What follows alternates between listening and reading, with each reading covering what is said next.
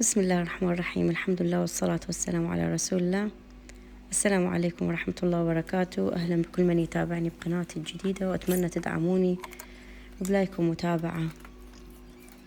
طبعا القناة عبارة عن روتينات تنظيف وطبخ، حلويات يعني وأكل، فهذا هو عنوان أو محتوى القناة. طبعا هنا بعد ما راحوا بناتي للمدرسة بلشت رتبت البيت وشغلت المكنسة، نكنس بيها الفراش والأرضيات.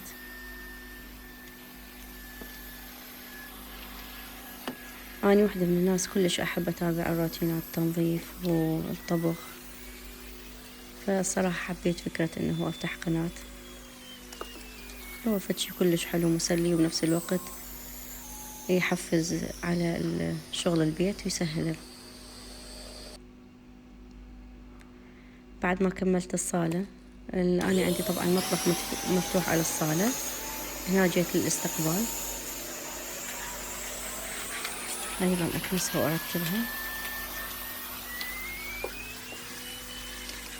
الحمد لله الشي الحلو ببيتي إنه الشمس تدخله يعني بكل مكان، للاستقبال للصالة. هنا راحت المغسلة ننظفها تنظيفة سريعة. أتمنى تنطوني رأيكم ببيتي،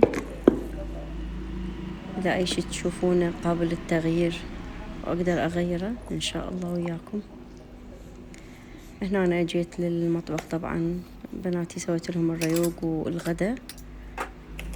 كان عندي برياني وكبة، حضرت لهم أخذوا اللانش بوكس مالتهم وتوكلوا بإذن الله.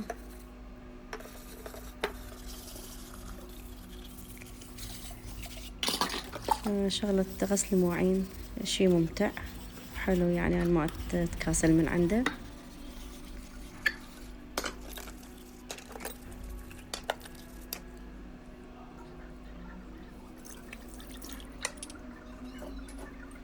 طبعا أغسل المواعين وأوديهم للسنك الثاني.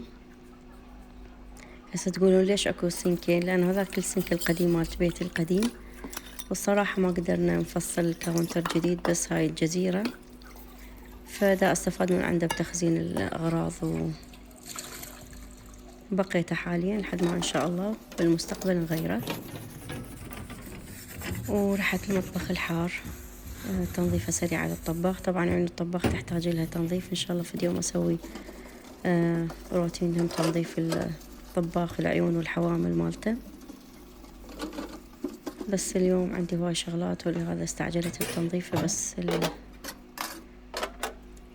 الطباخ من فوق.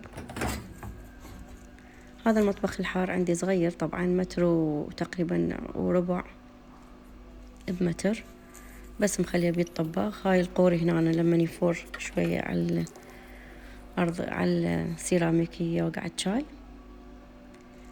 نظفت الأرضية وجيت دا أكمل السنك.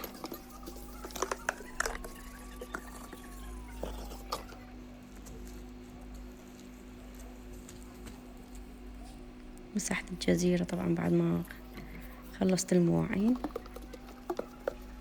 وغسلت حوض السنك هنا دا أمسحها. صار نظيف حلو. الماء ما عليكم طبعا بالبور، إن شاء الله أغير الخلاط مالته أكيد.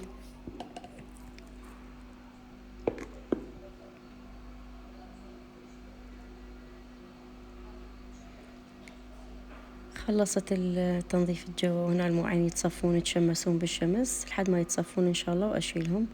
أتمنى يكون عجبكم هذا الروتين بسيط، ومثل ما قلت ادعموني بمتابعة حلوة.